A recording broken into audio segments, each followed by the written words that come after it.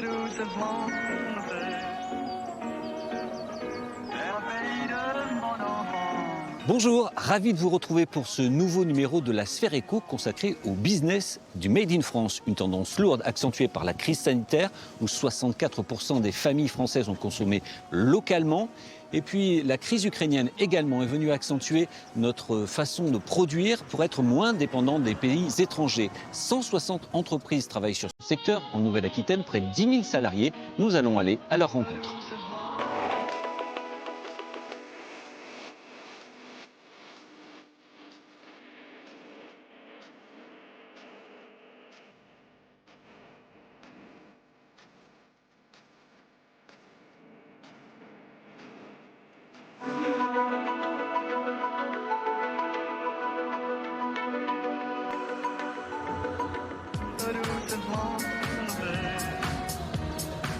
Au sommaire de ce magazine, une escale sur l'île de Ré à la rencontre d'une dominotière. Elle s'est lancée seule et sans formation dans la création de papier peint. Le Made in France, c'est aussi relocaliser l'industrie pour ne plus dépendre des fournisseurs étrangers comme à Nersac en Charente où 100 millions d'euros ont été investis pour créer la première usine de batteries électriques 100% française. Et puis vous découvrirez à Casteljaloux en Lot-et-Garonne une créatrice qui après 10 ans de réflexion et une année de recherche offre une deuxième vie aux œufs de poule. Mais tout de suite place au planisphère.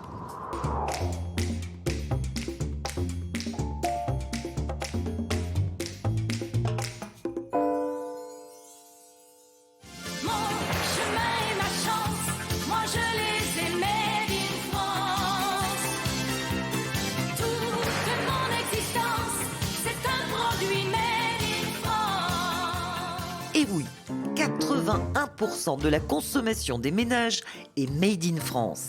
Et 88% des consommateurs estiment que c'est une garantie de qualité et de respect des normes sociales. Revers de la médaille, fabriqué en France coûte en moyenne 20% de plus qu'un produit importé. En Nouvelle-Aquitaine, 160 sociétés sont labellisées entreprises du patrimoine vivant. Au total, le secteur de la fabrication 100% régionale représente plus de 10 000 salariés, dont 2 700 artisans d'art. Mais le secteur n'est pas uniquement composé d'artisanat, une multitude de TPE-PME investissent le Made in France en misant sur la recherche et développement et l'innovation dans la production locale.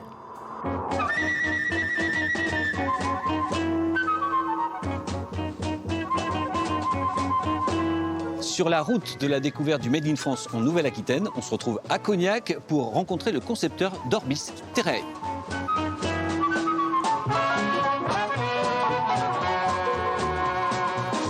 Gaël Gabourel, bonjour. Bonjour.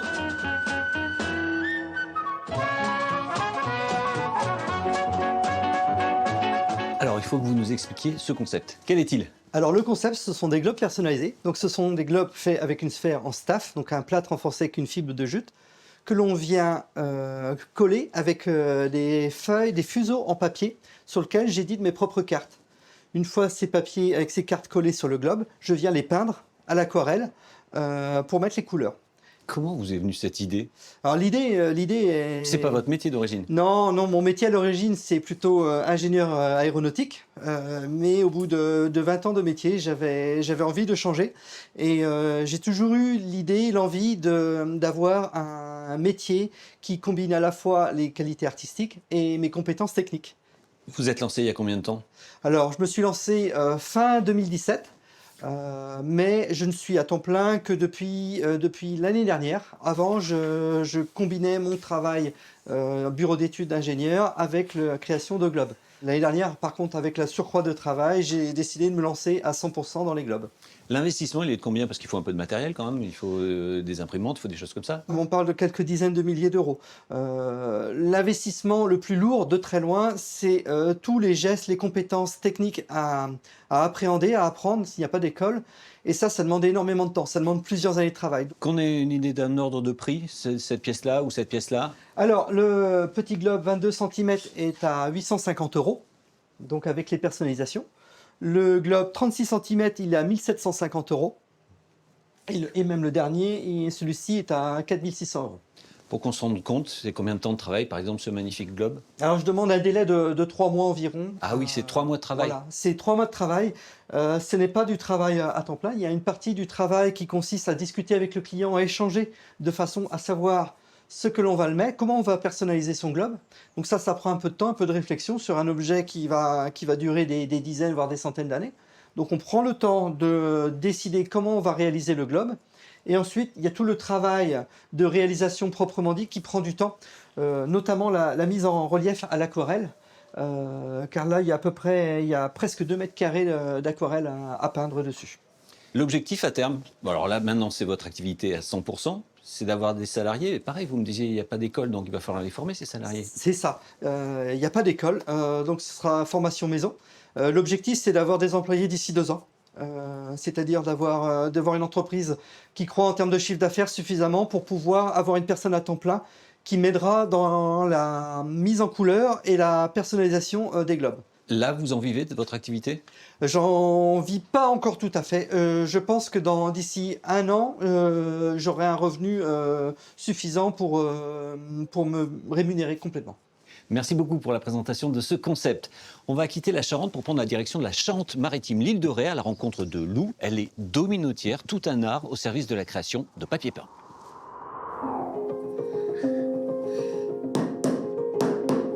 Le geste est précis, il faut soigner les raccords.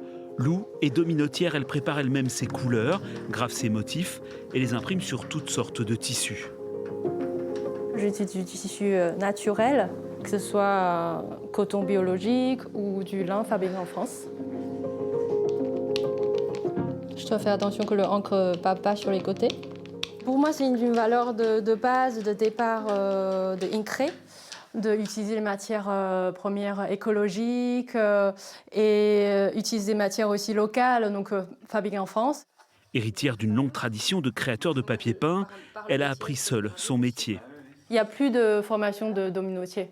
Donc souvent, des artisans dominotiers à l'heure actuelle, on s'apprend avec les documents, en visitant les musées, et puis aussi pratiquer avec sa propre méthode. Et ensuite, je vais imprimer la 12e couleur dans la place réservée. Je pense que je suis pas mal.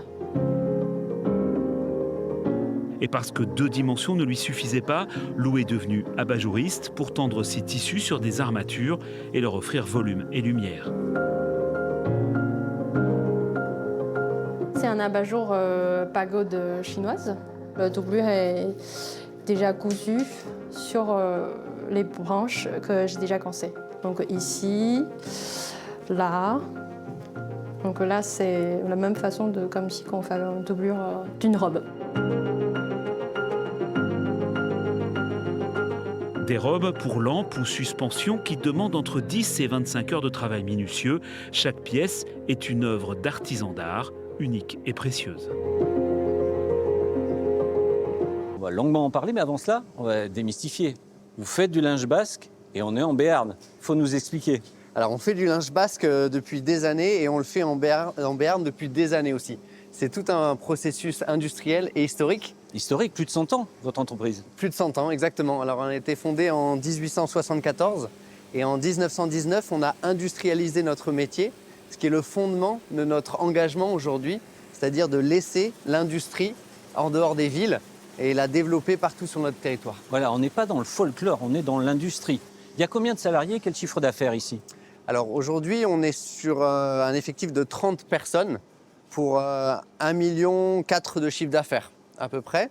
L'idée, c'est d'avoir un effectif qui se décompose entre les équipes de production, de création et de commercialisation. C'est ça, parce que l'enjeu de la commercialisation, on l'a vu, il n'y a pas forcément que des produits qui vont être vendus dans les Pyrénées-Atlantiques ou en Nouvelle-Aquitaine.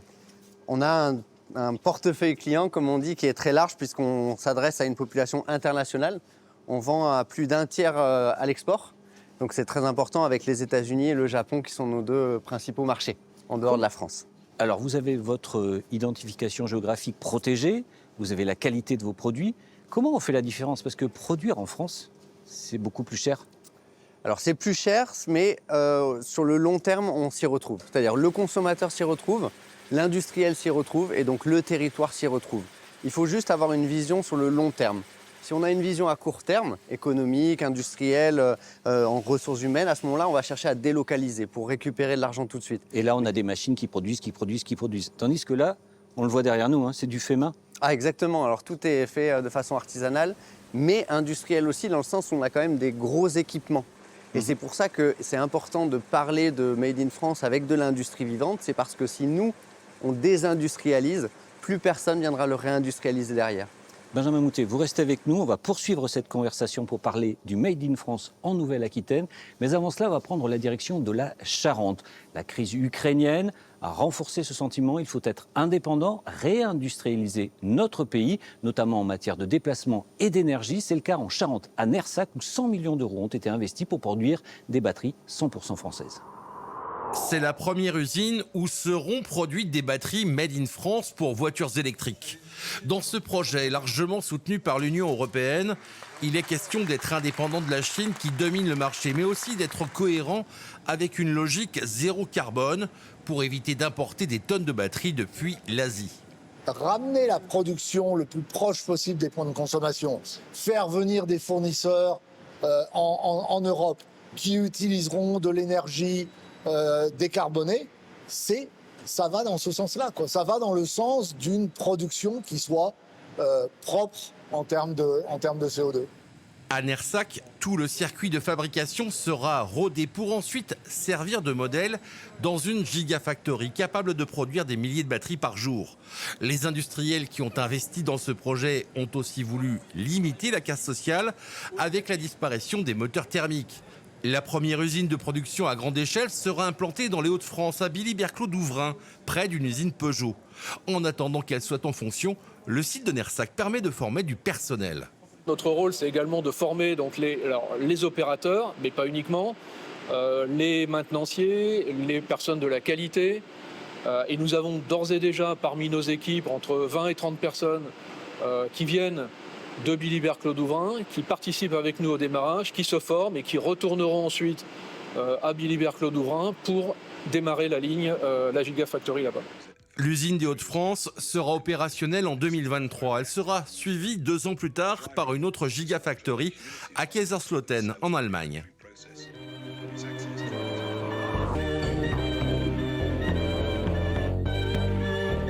On est de retour dans vos ateliers, C'est ça. Moutet, à Orthez, en Béarn. Et là, il y a un sacré secret. On parlait de patrimoine industriel.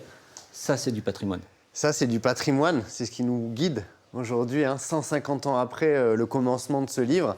C'est-à-dire que sur 5 générations, on a patiemment additionné tous les échantillons qu'on a fabriqués, les échantillons de tissus qu'on a fabriqués ici. Et ça construit quelque chose qui est intemporel, puisque des tissus des années 50 se retrouvent aujourd'hui en 2020 et quelques à la mode. Un éternel recommencement. Exactement. Donc c'est très précieux et c'est le travail que les nouvelles générations s'attachent à conserver et à faire évoluer aussi. Et qui est une base pour faire de la recherche et développement pour créer des produits d'aujourd'hui. Exactement. Donc on peut partir de tissus anciens, réfléchir dans une idée plus contemporaine et arriver à des produits modernes qui vont correspondre aux souhaits de la clientèle aujourd'hui. Les charges, le coût du travail. Bien sûr, c'est un investissement. Mais Parce que là, par exemple, pour un produit de ce type-là, combien de temps de travail pour un produit comme ça ? Alors, vous avez la partie ourdissage, la partie tissage et la partie confection. Donc, avant de sortir un produit comme ça, il y a déjà 3 jours de travail. Donc forcément, ça a un coût, parce que 3 jours de travail en France, c'est pas le même coût que 3 jours de travail au Portugal ou en Asie. Bien sûr, c'est un investissement. C'est un investissement de notre part entrepreneur, un investissement de la part des salariés aussi. Réindustrialiser en France, c'est un vœu pieux ou c'est quelque chose qui va se faire et on pourra tenir de remettre de l'industrie dans nos régions ? Alors, je suis persuadé que l'industrie en France a de l'avenir dans le sens où il a existé. Et c'est ça qui est le message fort de notre témoignage, c'est que nous sommes une vieille entreprise de plus de 150 ans et avec un métier traditionnel, on peut continuer à innover en notre époque. Et c'est ça qui est incroyable, c'est-à-dire qu'il faut peut-être ne pas tout miser sur les startups, le numérique, mais plutôt regarder ce qui existait autrefois, l'artisanat d'art par exemple, qui sera créateur d'emplois, créateur d'excellence, créateur d'innovation. Et c'est ça qui est très encourageant dans le sens où, pour le coup, on n'a rien à envier à d'autres pays. Merci beaucoup, Benjamin Moutet. Nous, on va prendre la direction de Casteljaloux, en Lot-et-Garonne, pour aller rencontrer une jeune femme qui a mûri un projet pendant une dizaine d'années et qui, aujourd'hui, donne une deuxième vie festive aux œufs de poule. C'est une idée un peu fêlée.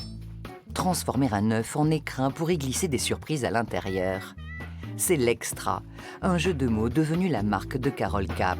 Cette quadragénaire, ancienne prof d'anglais, à l'origine du concept. Depuis l'idée, ça remonte déjà à 10 ans pour obtenir ce résultat. Je n'ai rien lâché jusqu'à ce que j'arrive techniquement à obtenir un résultat bluffant, à savoir une coquille d'œuf absolument fermée, sans trace d'ouverture.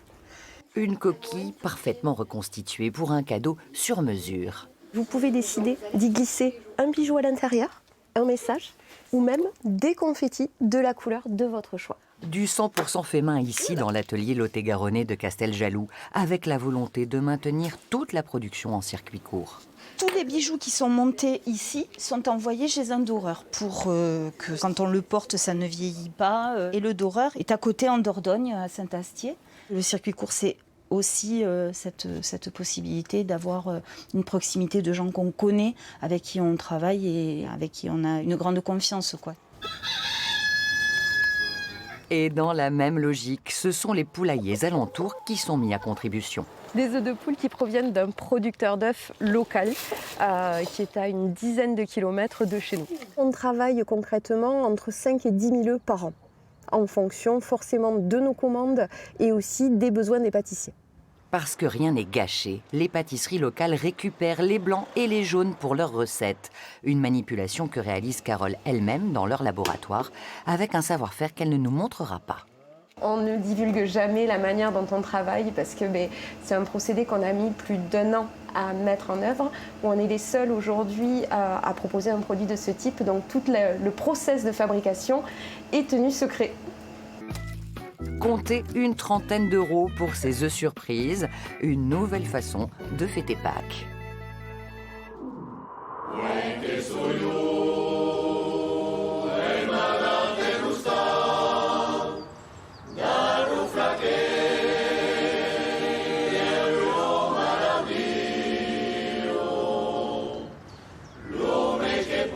Retour en Béarn, sur la route du Made in France en Nouvelle-Aquitaine, pour découvrir une entreprise bientôt centenaire, l'atelier de fabrication de chaussures Le Soulor.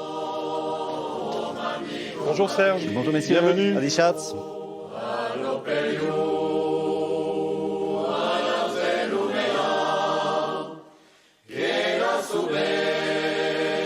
Merci de nous accueillir. On est où ici là? À l'atelier du Soulor. C'est-à-dire, parce que là, on est vraiment dans un atelier. Effectivement, c'est un atelier de fabrication qui existe depuis 1925 et qui était à l'origine à Ponta, qui est maintenant installé à Naï, toujours en Béarn, et qui fabrique notamment des chaussures d'Aouillet, des chaussures de berger, depuis presque un siècle. Alors, mais pourquoi on tombe directement sur l'atelier? L'idée, c'était de faire vivre une expérience d'achat un peu différente aux clients qui venaient nous voir, parce que ça permet de comprendre comment on fabrique, qui c'est qui coupe, qui c'est qui pique, qui c'est qui monte la chaussure. Ça, c'est quand même assez novateur dans le principe. Quand les clients arrivent, ils ont des coups de foudre. C'est-à-dire qu'ils voient la chaussure, ils l'imaginent mieux que sur Internet, par exemple? Ah oui, forcément. Forcément, il y a le toucher, il y a les odeurs. Vous rentrez ici, effectivement, ça sent le cuir. Il y a le plaisir de voir les gens travailler. Et puis, donc, on peut les essayer. Et puis, il y a l'essai. C'est évidemment incomparable. Donc, c'est assez sympa. Et la notion de coup de foudre joue à plein. Vous avez raison. Allez, on poursuit la visite. Allez. Avec plaisir.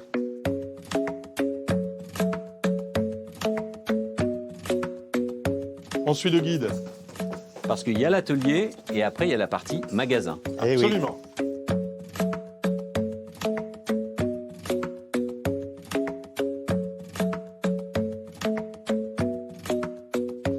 C'est là que les clients succombent.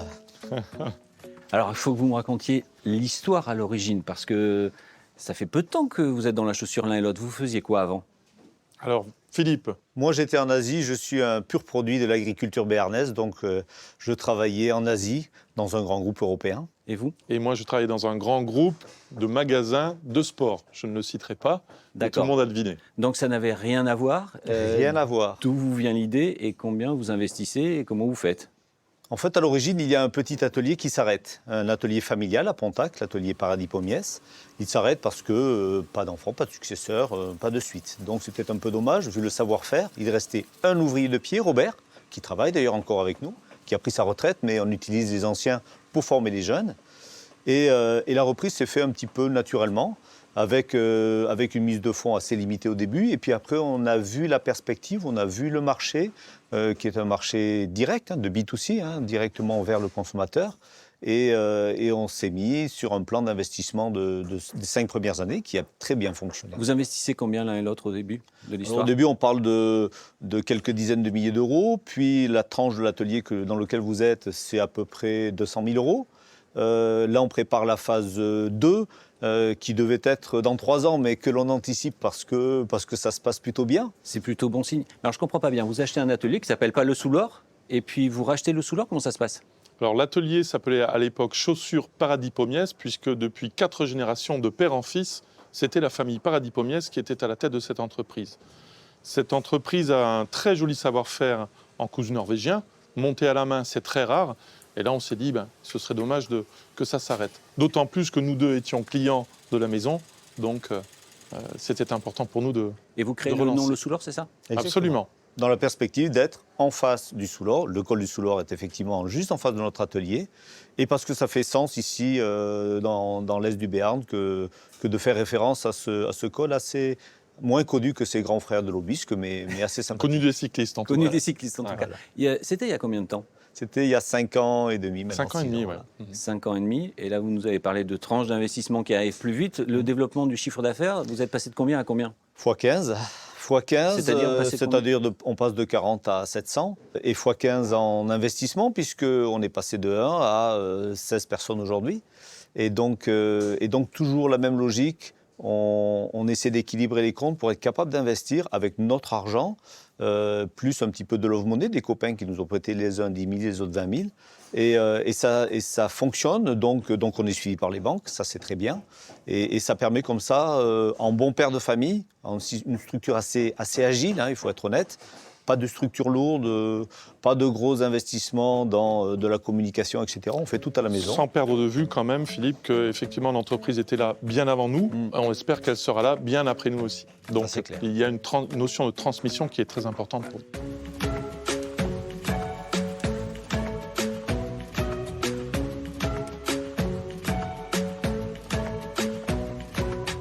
Un mot sur la concurrence étrangère, parce que fabriquer en France, faire en France, le salaire d'un ouvrier n'est pas le même qu'à l'étranger. C'est une difficulté de plus ou, en fin de compte, la qualité du travail fourni compense ce prix-là?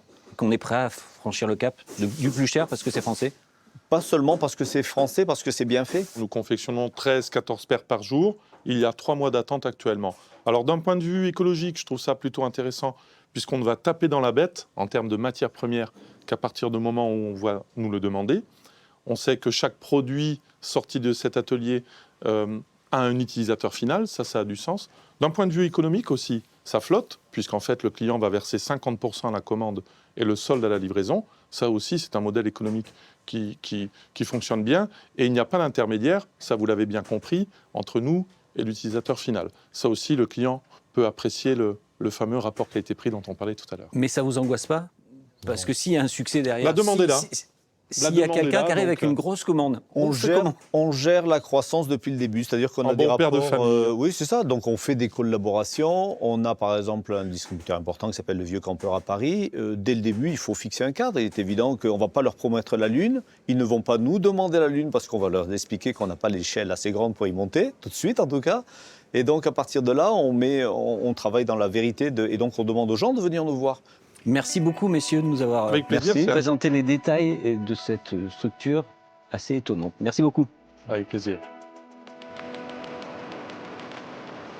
C'est la fin de cette émission consacrée au Made in France en Nouvelle-Aquitaine. N'hésitez pas à commenter, à réagir sur les réseaux sociaux de France 3. Et nous, on se donne rendez-vous dans un mois pour de nouvelles découvertes économiques.